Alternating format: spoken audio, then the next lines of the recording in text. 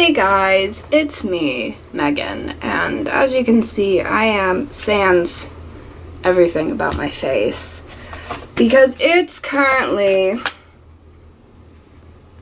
it's I brought the boneless, by the way. Back.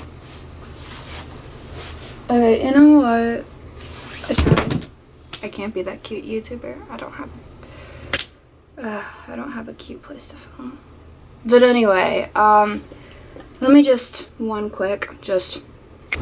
and back. Hi. Yeah, I put my hair, okay, these Invisibobbles I got from my FabFitFun, not FitFabFun. I learned that the hard way.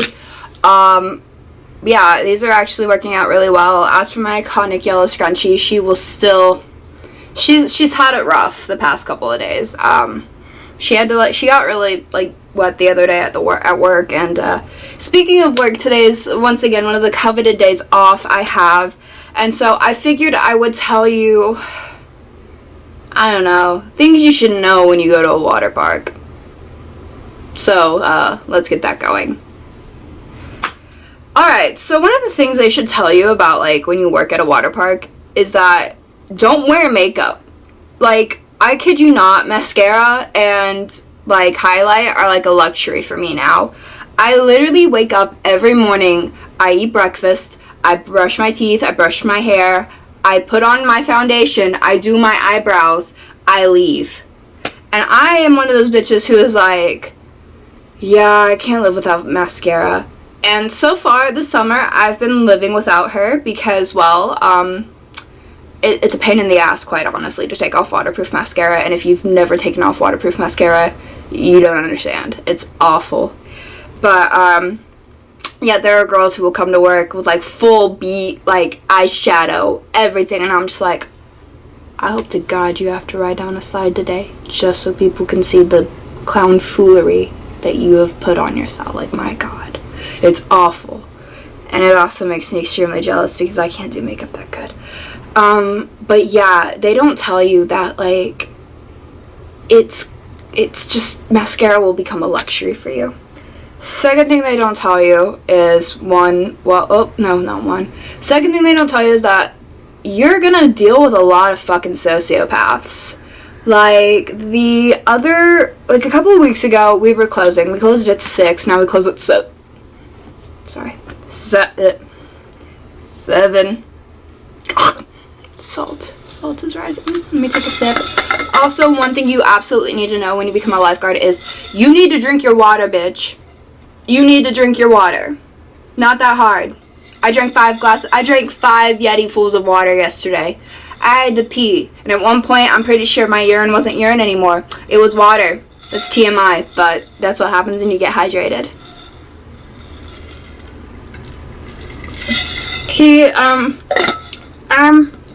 So this guy was talking to his daughter. So we now close at 7. So we were closing at 6 and it was 6:05 and we were already shut it down. We were stop dispatch, let's get out of here, let's start cleaning. This man gets in my face because I said, hey sir, it's 6:05, we're closing for the evening. He goes, oh, I'm sorry baby, talking to his daughter, the lifeguards don't want to do their job because they're idiots. And I'm like, sir, I can get someone, if you want to talk to a supervisor or something. He's no thanks. And then he looks at my name tag, he squints, and he's like, Megan. And I go, and my dumb ass, in the middle of this very uncomfortable, I feel like I'm about to get punched in the face by a grown-ass man and his 2-year-old daughter, said, sir, it's Megan, and I can really, get a supervisor for you because we do close at 6, and that's our park rules. And he starts going off on me, and I have this little David Bowie pen on my name tag because, I mean, why not add a little flair to your life? And everyone loves a little Ziggy Stardust. And he was like, David Bowie would be so disappointed in you. And that's where I was like, what? This Hispanic family was on this table 5 feet away from me. They stopped their conversation, and they looked at me and they looked at him like, what the fuck, are you really gonna let this grown-ass man do this to you? And I was like, Because I'm on the clock, yes. Like, we've just had these looks. And so finally he goes off on me. He finally walks away and he starts talking about me to the people at Dippin' Dots, and they're just like, what the fuck is happening? And so finally this kid named Owen comes up to me and goes, yeah, he grabbed a kid out of line today. Like, it wasn't even his kid. It just cut in front of him. And he grabbed that kid by the arm. And he, like, slung him out of line. And he goes, the kid said to me, he goes, I looked at him and I go, sir, is that your child? And he goes, no. And then finally Owen just goes, I think I can handle it, sir. Like, you don't do that. And so I was like, at what point did you not call, like, safety? He's like, I didn't know what to do. He just had a crazy look in his eye. And like I said, you will meet so many psychos. Like, you will deal with so many psychotic people when you work at a water park. Like, I told a lady she couldn't wear shoes down a body slide. We've gone over this in one of my Get Ready With Me videos. And she finally goes off on me about how her feet are sensitive and shit. And I'm over here like, I have 17 Band-Aids on my feet because I have blisters. You want to talk about your feet being sensitive, Karen? If anybody's feet here are sensitive, it's mine at this point. And so she says at some point she'll talk to my manager or some shit. And I was like, okay, fine. I did my job. I was polite to you.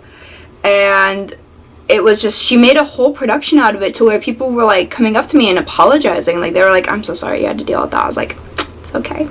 It's okay. Like, I have literally had to deal with so many assholes. And they don't even tell you the worst part. Let's go with number 3 here. What they don't tell you. The children. Oh my god. So, I have encountered a wide variety of children in my lifetime at a water park. And 3 of which were the worst children I have ever encountered as a lifeguard. And this is what I dealt with. Well, the 3rd one wasn't that bad. She was being a brat, but whatever. So, this little girl, we were in the Cascades. This is what it's called. And there's a big rock that squirts water, you know. But it can get slippery, and they're not allowed to climb on it because they can slip and fall. They're also not allowed to sit on it. They're also not allowed to spray other people, like, using the water flow. Because that's rude and inconsiderate, you assholes. But that's none of my business, though. And so she literally is walking on the wall, and you're not allowed to walk on this wall because, well, you're allowed to sit on it from 2.5 feet and down in case of an emergency. But she walks on this wall, she steps on this man who was laying on the wall, which, I mean, I understand that, like, he shouldn't have been sitting there, but also at the same time, she didn't even say excuse me. She was a sociopath. And so I was like, okay. And then she, you know, I was going to let it go. She then starts climbing on the wall, and I'm like, hey, sweetie, you got to get down. You can't climb on that. Don't ever do that again. You could have gotten hurt. She then pouts at me, rolls her eyes, and then stamps her little bitch ass foot. And for those of you who were a small child at one point and stamped your foot in front of your parents, like I did, I got my ass beat when I did that, okay? I'm not gonna lie. I got grounded. I was, And at that point, I just wanted to grab her by her ear and throw her to her parents or her grandparents or whoever she was with who fully watched this encounter between us. And I said, I was appalled. Like, I would never in a million years think that, like, these parents or these people would allow their child to do that. But, oh well. So, she goes up and she tells her parents or grandparents, whatever they were, what happened, and they look at me, and I'm fully prepared to explain to these people why what she did was bad. But they're like, oh, okay. And they walked away, which, I mean, I normally love it when parents, like, their kids, they agree, like, oh, my kid was an asshole, I apologize. No. Like, they didn't apologize to me on behalf of their daughters or granddaughters, like, behavior. Because, I mean, she was fucking rude. And, I mean, then again, she was, like, 7, so it's whatever. The worst one, however, came when I rotated, and I had to scan water. And you're not allowed to block the steps of a pool. Whatever the hell is up with children and sitting on steps of a pool, it's beyond me. You're not allowed to block them. Once again, emergencies. People don't understand. And so I literally just I told this group of kids like 8 times. I said, hey guys, you gotta move. You can't, hey guys, you gotta move. Hey guys. And at that point, I was getting tired of repeating myself. So finally, it comes around like the 8th time, and I was like, hey guys, and she goes, this girl does, she rolls her eyes. She goes like, getting me through the steps. And at that point, I literally snapped. I said, don't roll your eyes at me. And she made fun of me in front of me. And in my mind, I'm thinking, you know what, you little bitch? Who's trying to make sure you don't drown? Like, don't bite the hand that's gonna save your ass. But 5 minutes later, I rotated and I told my friends about her. And I was like, hey, watch this girl. She will literally make fun of you if you tell her to roll. And then the moment my rotator came to rotate me, she goes, she did it to me too. And I was like, exactly.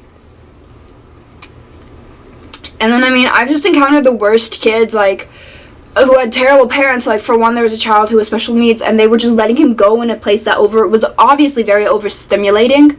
And he was autistic, and I mean, his little sister, who was 9, was taking care of him, and he was probably like 12. He went and tried to claw at my ankles after I told him, you can't slide down this head first, bud, in the sweetest way. His sister then yells at me, he's autistic, be nice. And I'm like, you just saw what he tried to do to me, right? You just saw that, right? I understand he can't control that, but at the same time, sweetie, where the hell were you? And it's just like, where are your parents? Another thing they don't tell you about working at a water park is that people will come when it rains. People will come when it's a tornado. There could be a literal hurricane happening, and they would still come to the water park, and you would still have to sit in the middle of that, like, water, freezing. Nobody tells you that. And I mean, it's sort of like expected, but it's just very irritating and shocking every time that that amount of people would probably show up and make you, like, work. The worst case scenario I've ever dealt with was last year. It was like a solid 68 degrees. It was pouring rain, no lightning, no thunder, no nothing, just wind and rain. And it was heavy ass rain too. And I almost froze to death.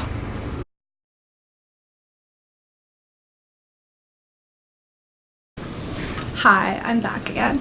So yeah, people will come to a water park even if it's like pouring rain. Like, I literally almost froze to death. Was I in the middle of that story?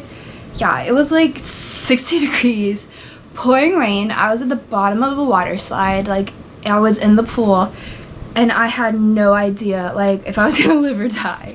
And this girl had this emergency, like, heat blanket thing, and I, like, wrapped myself in it, and it was a little tinfoil thing, like you see on, like, Naked and Afraid or whatever, after they, like, get them or whatever.